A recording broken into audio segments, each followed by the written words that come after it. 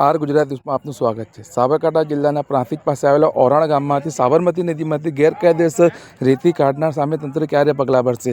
અમારા સૂત્રો દ્વારા માહિતી પ્રમાણે ઘણા વર્ષોથી આ વિસ્તારમાંથી ગેરકાયદેસર રેતી કાઢવામાં આવે છે। શું તંત્રની આને કોઈ જાણ નથી, કોઈ ખબર નથી? શું ક્યારે આની ઉપર પગલાં ભરાશે? બ્યુરો રિપોર્ટ રઈસ સૈયદ, પ્રાંતિજ,